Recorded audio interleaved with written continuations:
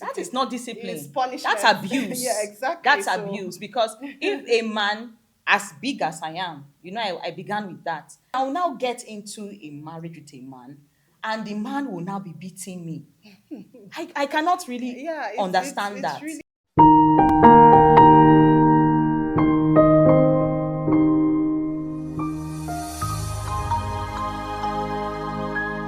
Hard Talk with Lydia. Welcome to another episode of Hard Talk with Lydia. So today we have Mrs. Domie with us in the studio. She's a marriage coach, a relationship counselor. She's the founder of Hearts on Heels, an initiative for women focused on being beautiful in and out and collaboration for good works. And also she runs a parenting group called Deliberate Parenting Network. So what really is this Deliberate Parenting Network, Mrs. Domie? Oh, thank you. And You're I'm glad to welcome. be here on the You're show. Deliberate Parenting Network is a group for parents. Okay. And we draft curriculum whereby parents can use to teach their children. They teach their children Bible principles, morals, virtues, executive function skills, and also life lessons. Wow. Yeah, so that's what the group is about. Oh, okay, nice. You're welcome Thank on our show. Thank you so And I much. hope that God uses you to reach out to women. Yeah, I too. hope so too. I Yeah. pray so. You're welcome. So, guys, we're going to go straight into the story for today. Marriage doesn't always turn out the way we picture it in our heads. I have been married for 8 years, and for 8 years, I have suffered domestic violence from my husband. I decided to open up at the time when I started giving up on the marriage. 2 months after I gave birth to my last child through a C-section, my husband's attitude grew worse. He started hitting me even more. At first, I didn't tell anyone. I was scared and ashamed. Whenever my friends called to ask how I am, I just mumble, I'm having body pains. But the truth was, it was from the beatings, my back, my body, always hurting. Then one morning, around 5 a.m., a small issue in the house turned into a full-blown fight. He gave me the beating of my life, to a point he even picked up weapons. My heart almost jumped out of my chest. I called my friend, terrified, but before she could get there, the neighbors had already rushed in to intervene as a result of my screams. The house was scattered, and honestly, my life was scattered too. He left the house that morning and didn't return for days. I was too afraid of being alone, and because I didn't have a means to survive by myself, I had to call and beg him to return home. I thought maybe if he returned, things would go back to normal. But when he came back, the violence came back too. He continued with the beating at the slightest provocation, and I kept enduring because I didn't have a means to survive by myself. And for the second time, just like the first, he carried a knife to stab me, and neighbors intervened again. Right there, something in me shifted. For the second time, he left the house. This time, I didn't call him. I didn't beg. I just knew I can't live like this anymore. When all the events were happening, I was looking for an independent source of income. And God being merciful, I found something doing. When he realized I wasn't calling to plead for his return, he came back, packed everything from the house, the seats, TV, mattress, and even the gas burner. He left me with nothing but our clothes. I stood there, just me and my children, in an empty house. But God sent help. Women in the neighborhood came together, contributed money, and got us basic things to survive. And slowly, I got back on my feet. Today, I'm okay, and my children are okay. And if you're listening to this and you're in that place, scared, hurting, not knowing what tomorrow looks like, I want you to know you can come out of it. You will survive, you will rebuild, and one day you'll tell your story too. Wow. When we talk about domestic violence, when I hear stories of women that go through domestic violence, there's something I feel inside me, because I just feel like a human being like me, like a grown-up woman like me, a man will bring me into the house and be beating me. Some women didn't go through that with even their fathers. And then you see these things happen. What do you think about cases like this? Okay, it bears a question in my heart, really. First Honestly. of all, how did you get hooked with that kind of man? Do you get? I think before you get into marriage, there should be a process of courtship Yeah. where you get to, the Bible says trust but verify. So the courtship process is like a verification process. Yes. Where you get to dig in, you ask questions, you observe attitude, patterns, ask questions regarding the family history. Do you get? So because there are so many elements that come to play in marriage. Yeah. Yes. And I feel like that really helps lower your chances of making a mistake with your choice. Yes. Do you get? And you'll be able to see if you have green flags, if you have red flags, and yes. then you'll be able to make a choice on that basis. Yeah, and based on what you just said, you know that I've seen relationships where I've heard where a lady will say, I love my man. In relationship, Yes. I love my man beating me. I've heard something like Oh. that. And I'm like, if you can, in a relationship, you may some people during relationship, you see a man slap a lady, and the lady will tell you, and he's just trying to discipline me, or I've heard, strangely, I've heard something like that before. I think that's really trauma speaking. Yeah. A lot of times, such ladies might be from families where they've watched this thing play out. True, like their true. dad beats their mom, Their so mom, they think it's a norm. It's normal. Yes. So they get into marriage and they're already expecting some sort of violence. And they feel Wow. like if it's not there, maybe it's not love. Because for them, over time, that has defined what love means, or what the marriage, like every marriage, or maybe the role of leadership of the husband involves discipline, like you said. But not just discipline, because this isn't discipline. That is not discipline. It's punishment. That's abuse. Yeah, exactly. That's abuse. Because if a man as big as I am, I began with that. Because sometimes it beats me that as big as I am, matured woman like this, my father doesn't, to be honest, I grew up in a home where there was a lot of love. Yes. And it's a privilege. I'm not going to push that on anybody's face, because so many people had several upbringings, experiences and all that. But for me, I grew up where there was love. And I'm the only daughter of my parents. I have two brothers. So I know my dad used to discipline my brothers very well. But for me as a woman, not once did my father, I can't remember my father flogging me. Yeah. Then I will now get into a marriage with a man, and the man will now be beating me. I cannot really understand that. It's really strange. And I think maybe they don't have an understanding that marriage is a covenant. And on the basis of a covenant, there are terms for which you have to, and the woman doesn't come in to be subservient to you. No.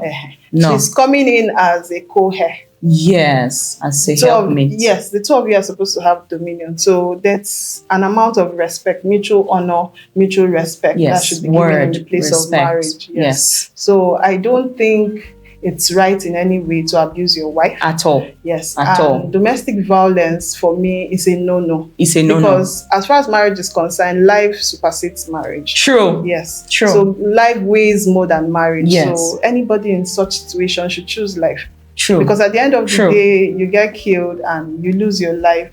You lose the prospects of you fulfilling purpose. You lose your relationship with God. You lose being in the lives of your children. Yes. So I think every woman should choose life over marriage. Sure. And every woman has a right to live. Yes. And marriage should not deter you from living. Yes. And I was going to get to that point probably at the end. Okay. Yes, because what you said is very correct. Above all, life is most important. Sure. You should value that life that God has given to you, because everybody was created. God created everybody for a purpose. Yes. Now, you shouldn't put your life in the hand of another man and then you allow that life to just go. Bear in mind that if you go and meet God, he's also, he's going to ask you, the life I gave to you, what did you do with it? Yes. And this also goes out to every other person. 8 years to have endured domestic violence was really a long time. And just like our guest said, choose life first to stay, because in this case, he was even using weapons. Say you had died in the process. Say maybe one of those days he picked up the knife and he got into you. what would you have said? What would you have gone back to tell God about the life that he gave to you? Purpose that you had not even fulfilled. So God created you for a purpose, and that purpose should be the first thing in your mind. So your life first is very important. I also noticed in your story, you also mentioned, because in this story, she also mentioned that she was afraid. Yeah. And I think the problem with most women is the fear of the unknown. If I leave, what happens? How do I take care of my children? You know, so I'm going to use that to ask you like another question.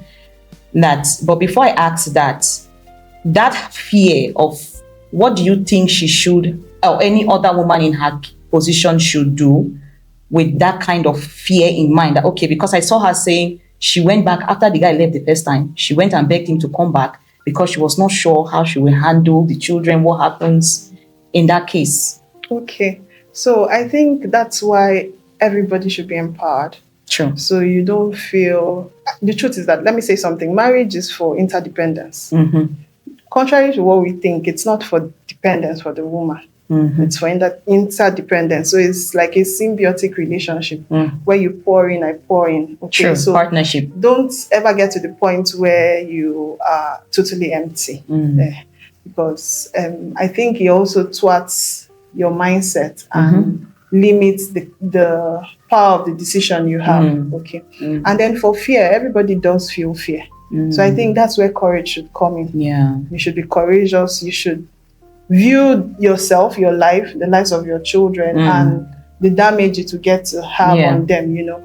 It said that your father's demons are the same demons you will face. Yeah. So your prolonged stay in that kind of marriage also exposes your children. Yes, to fighting those same demons tomorrow. And then also our marriage presently forms a blueprint for which our children operate their own marriages. So I think you should think of that and work at giving your children the right blueprint for their own marriages. Okay. So you're going to have to step out and give them something good, something better, so they don't copy a wrong pattern that they get to play again in the future. So, but I think you have somehow answered what I was going to ask you, the second question, but I just want to still ask it again so that some other people who are going through this can be clear enough.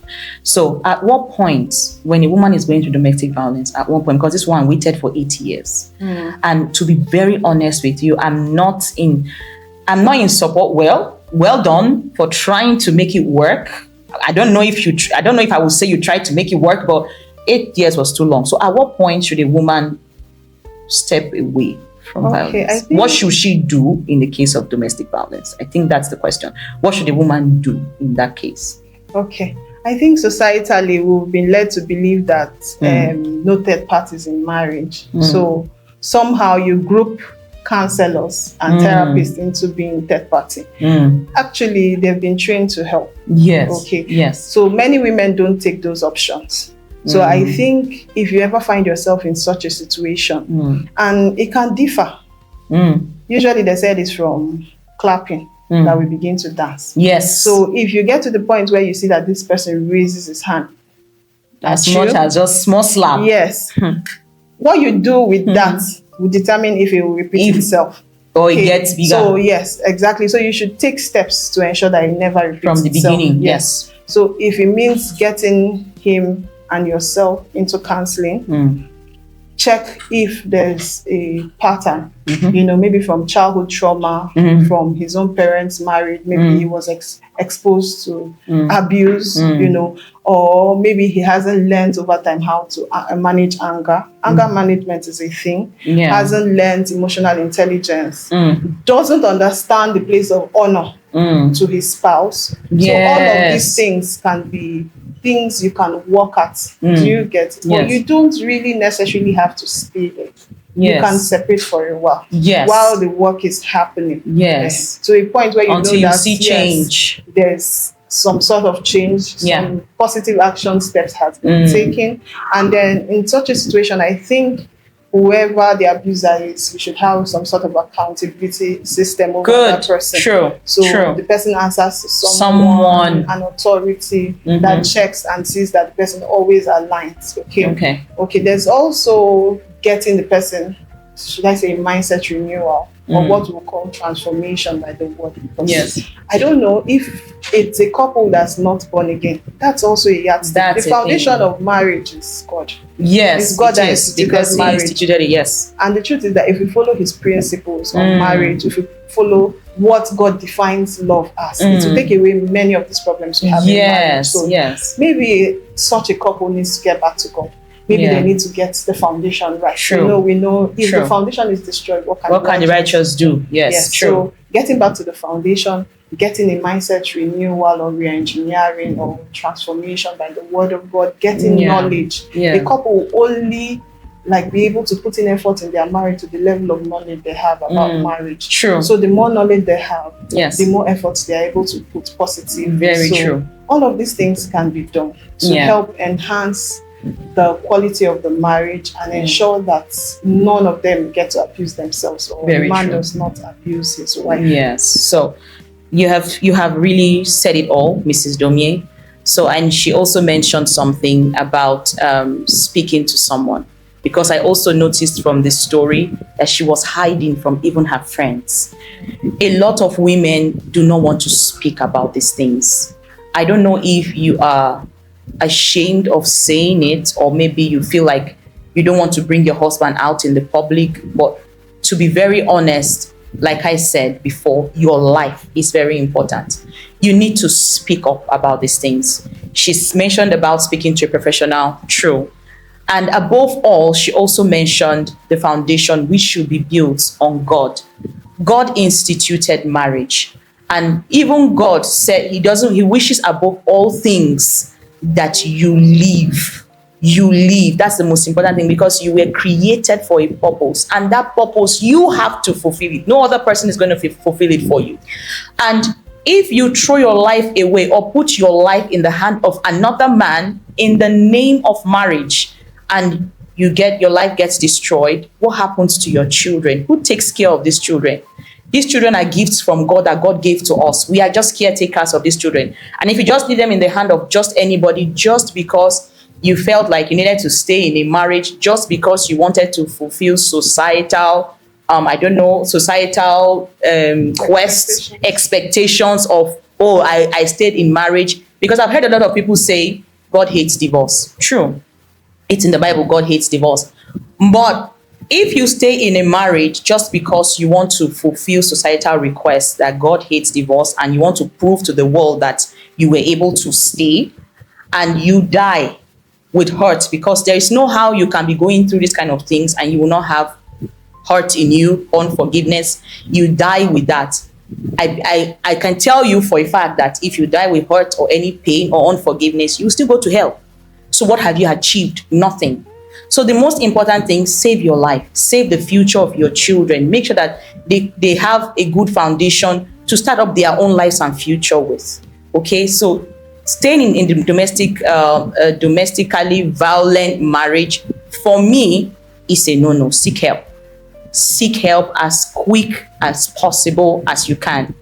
And also, for those who are yet to get into marriage, when you see some little things, some red flags, you see the little slaps, the little push, you do something and the man is destroying everything, you need to be careful. It's a red flag. You should know that this kind of person will end up being violent tomorrow. So don't say, he will change. Nobody changes overnight. If a man cannot work on himself before he marries you, don't expect that he will change after he gets married to you. So all these things you need to put into check. These are the things that raises domestic violence in the future.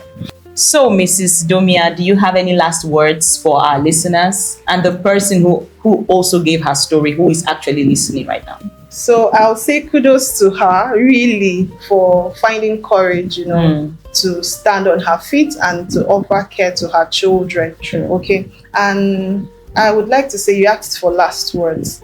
I feel every domestic violence does not necessarily have to lead to divorce. Okay.